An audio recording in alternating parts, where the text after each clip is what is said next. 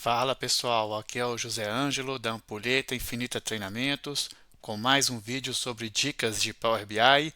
Hoje nós vamos falar sobre como fazer variação percentual ou evolução percentual ao longo do tempo no Power BI.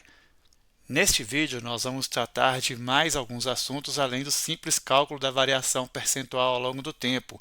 Eu vou apresentar para vocês o site DAX Patterns, vou mostrar a vocês como fazer valores acumulados levando em consideração os padrões DAX, e a última parte vai ser a variação percentual ao longo do tempo.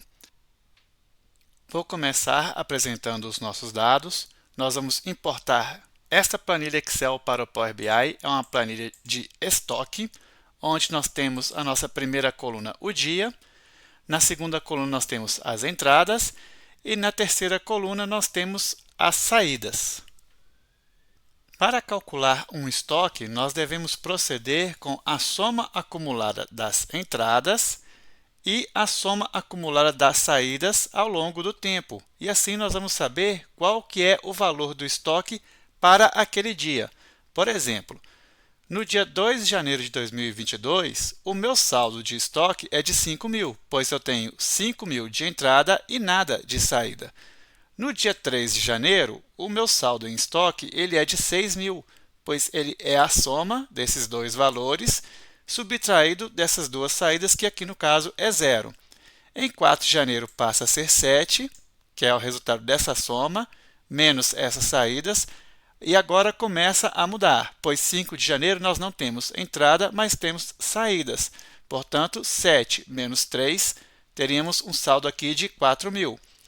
Em seguida, em 6 de janeiro, os 4.000 aqui seriam reduzidos de 2, passaríamos a ter um estoque de 2.000 peças ou itens, e assim sucessivamente. Por isso que nós precisamos de fazer uma soma acumulada de entradas e saídas e subtrair um do outro para obtermos o saldo do nosso estoque. Entendendo isso, vou lhes apresentar o site DAX Patterns. Esta é a tela inicial do site DAX Patterns. Eles começam informando logo aqui no topo que padrões são soluções e que um padrão é uma solução geral e reutilizável para um problema de negócio. A ideia deste site é apresentar soluções ou padrões DAX para respostas comuns a problemas de Business Intelligence. Aqui embaixo vocês podem ver que esses padrões estão categorizados. O que nós vamos fazer aqui é esta parte de valores acumulados. Quem mantém o site DAX Patterns são os mesmos mantenedores do site DAX Guide, que são hoje considerados os papas do DAX. Vamos então para a parte do total acumulado. Os autores começam explicando o porquê do total acumulado e eles mostram logo aqui embaixo um cenário básico, onde se tem aqui o total de vendas e logo aqui do lado o total acumulado. Podemos ver aqui 215.700. Em janeiro, o valor se repete aqui em total acumulado e em fevereiro ele começa a acumular. Em fevereiro houve uma venda de 257.500 e o valor acumulado, que é a soma desses dois, passa para 473.000. Para fazer esta medida de vendas acumuladas, foi utilizada esta medida, onde nós temos aqui quatro variáveis criadas, sendo a primeira a maior data da tabela calendário, a segunda a menor data da tabela calendário, a terceira a última data com vendas e a quarta o cálculo do resultado. Esta medida é que nós vamos implementar em nosso Power BI. Eu não vou mostrar como fazer a importação dos dados para o Power BI, porque não é o nosso propósito nesse vídeo. Então aqui já estamos com o arquivo Power BI aberto, já existe a tabela calendário, já existe a tabela fato estoque, que é o Excel que eu apresentei no início desta aula. E aqui já temos o relacionamento entre as tabelas calendário e fato. Já temos também a tabela de medidas, com duas medidas criadas, a soma da entrada e a soma da saída. Vindo aqui para a página de relatório, vemos que ela está vazia. Vamos dar uma olhada na medida de soma de entradas e soma de saídas. A soma de entradas nada mais é do que a soma da coluna entradas da tabela fato-estoque. E a mesma coisa da coluna saídas da tabela fato-estoque. É importante que a tabela calendário seja indicada ao Power BI como tal. Portanto, eu vou clicar sobre ela com o botão direito e clicar sobre marcar como tabela de data. Ele vai me perguntar qual que é o campo de data e é o próprio nome, data. Clicamos OK e podemos retornar para o site da AxPatterns para copiar a medida. Aqui está, vou clicar aqui sobre Copy, já mostrou aqui, copiado. Retornamos ao Power BI e vamos clicar em Nova Medida. Eu vou simplesmente fazer o Ctrl V e agora é adaptar aqui os campos para os nossos dados. Por exemplo, aqui não vai ser Date, vai ser Din Calendário Data. A mesma coisa aqui.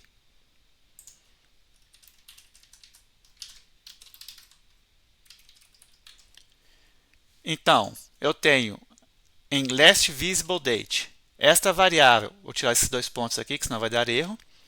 Esta variável Last Visible Date, ela vai armazenar a minha última data da tabela calendário.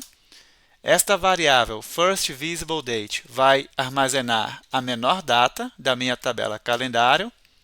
Esta variável Last Date with Sales vai armazenar a última data com venda da minha tabela fato. No caso aqui não é com venda, né? É com estoque. Então eu vou alterar para fato, estoque, dia. Vou deixar aqui com sales mesmo, sem problema.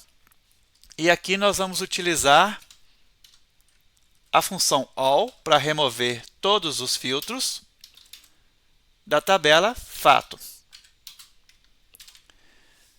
Por que eu estou removendo os filtros desta variável? Porque eu quero computar a maior data da tabela fato, independente de qualquer filtro. Então, eu quero obter a última data geral que está armazenado na minha tabela fato. E agora vamos calcular o resultado. O resultado começa com uma condicional. Se a minha primeira data visível for menor ou igual à última data com venda, ou seja, se esta variável for menor ou igual a esta variável, ele vai pedir para eu fazer o seguinte cálculo. Aqui não vai ser a medida Sales Amount, pois eu não tenho essa medida. É a medida de soma de entradas. E com a seguinte condição, por isso ela está envolta a um calculate, em que a minha Din Calendário Data seja menor ou igual ao contido na minha variável Last Visible Date. Pressionamos Enter e a nossa medida está criada. Eu vou alterar o nome dela, pois o nosso projeto não tem nada a ver com vendas acumuladas. Vou alterar para Soma Entradas Acumuladas. Vou fazer um Ctrl A aqui, Ctrl C, e vou criar logo a medida de saídas.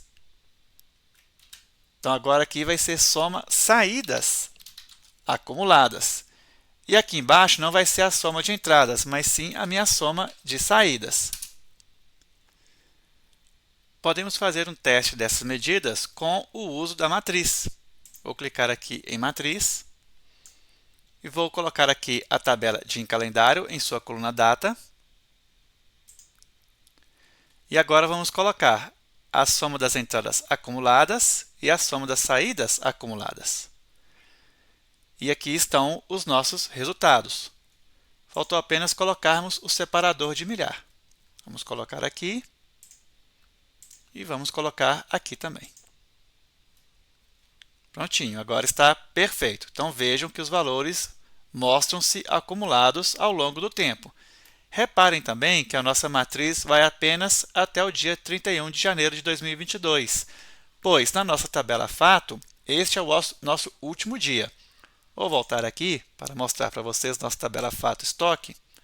Aqui está ela. Vejam aqui a coluna datas, a última coluna é 31 de janeiro de 2022. Vejam que a nossa tabela calendário, a última coluna dela, vou classificar aqui em ordem decrescente, é 31 de dezembro de 2022. Então, por que a nossa matriz não seguiu posterior a 31 de janeiro de 2022? Isso aconteceu por causa de uma condição. E é esta condição aqui, ó, que está na variável última data com vendas, que no nosso caso seria a última data com movimentação de estoque. Esta variável, como eu disse anteriormente, ela armazena a última data da tabela fato estoque, e por isso que é importante remover o filtro, para que os filtros que estejam sobre a medida não influenciem no resultado. Portanto, eu sempre vou recuperar, através do uso da função DAX, a maior data da tabela fato. E esta maior data da tabela fato, ela é utilizada aqui para que os dados não prossigam no visual posterior a esta data. É por isso que a nossa matriz encerra em 31 de janeiro de 2022. Podemos agora criar a medida de saldo do nosso estoque. Vou clicar em nova medida. E o saldo do estoque nada mais é do que as nossas entradas acumuladas menos as saídas acumuladas. Vou aproveitar que a medida está em tela e já vou clicar aqui no separador de milhar. E quando arrastamos o saldo do estoque para a matriz, aqui está o resultado. O saldo do estoque ao longo do tempo. Vejam, era 5, passou para 6, passou para 7, teve uma saída de 3, passou para 4, depois para 2 e assim sucessivamente. Vamos agora passar para o cálculo da evolução percentual. Primeiro, vamos calcular a evolução percentual diária. Vamos clicar em nova medida.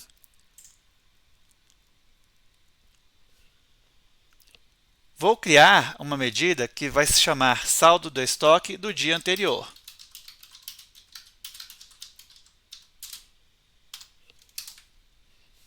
Para isso, vou fazer o uso da função calculate, pois eu quero alterar o contexto da minha medida de saldo de estoque. E o novo contexto dela é o dia anterior. Para obter o dia anterior, já temos uma função DAX para isso, que é a Previous Day. E o único parâmetro que a Previous Day nos pede é a nossa coluna de datas, indicada aqui por Dates. Nossa coluna de datas é a tabela DIN calendário data. Com isso, eu já tenho o meu saldo em estoque do dia anterior. Vou clicar aqui no separador de milhar. Podemos fazer o teste, saltando ela aqui. Vejam aqui o saldo em estoque do dia. Vou remover aqui os acumulados. Vejam aqui o saldo em estoque. E vejam que aqui saldo estoque no dia anterior, ele mostra sempre o resultado do dia anterior aqui em saldo em estoque. Então, ele é 5 aqui, 5 aqui, 6 aqui, 6 aqui, 7 aqui, 7 aqui e assim sucessivamente. Agora podemos calcular a evolução percentual. Nova medida. Vamos chamar de evolução percentual diária, que é igual. Vou utilizar a função divide para poder fazer esse cálculo. O que nós vamos ter no numerador? No numerador, eu vou querer o meu saldo atual menos o saldo do dia anterior. E no meu denominador, eu vou querer o saldo em estoque do meu dia anterior.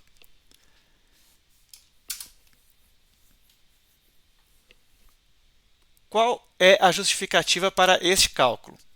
Suponhamos que hoje eu tenha um estoque de 10 e ontem eu tive um estoque de 8. Eu quero saber qual que é a minha evolução percentual. Então, eu faço o meu saldo de hoje, que seria 10, menos o meu saldo de ontem, que foi 8. Fiquei com 2. Eu quero saber quanto que evoluiu em relação ao saldo de ontem, Portanto, eu faço 2 dividido por 8. 2 está aqui no numerador e 8 está aqui no meu denominador. Agora é só passar aqui para percentual. Não façam esse resultado dividido por 100. Só marquem aqui o percentual e o Power BI se responsabilizará pela transformação para a gente. Soltando aqui, e aqui está o resultado. Vou reduzir aqui para uma casa de vírgula, após a vírgula. Pronto, então vejam aqui. Meu estoque em 2 de janeiro ele era 5.000 e em 3 de janeiro ele passou para 6.000. Então, nós temos aqui o meu saldo estoque de hoje, considerando que hoje é 3 de janeiro, é 6.000, menos o estoque de ontem, que é 5.000, mostrando aqui e aqui também. Portanto, 6.000 menos 5.000 ficou com 1.000, e 1.000 dividido por 5.000, que é o meu estoque do dia anterior, nós temos 0,2 ou 20%. Podemos fazer este mesmo cálculo com a semana anterior, só que para isso nós temos que calcular primeiro qual que é o meu estoque de 7 dias atrás, ou semana anterior. Vamos clicar aqui novamente em nova medida.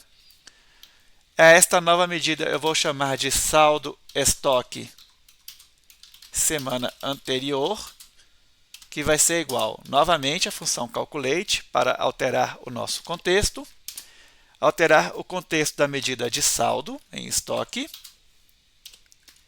E agora aqui eu não tenho um previous week, eu tenho previous day para ontem, previous month para mês anterior, previous quarter para trimestre anterior e previous year para ano anterior.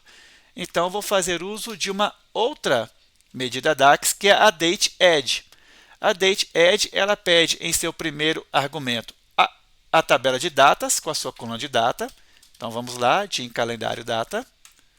O segundo argumento, ela pede o número de intervalos. No caso, eu quero retroceder, então eu vou formar negativo 7.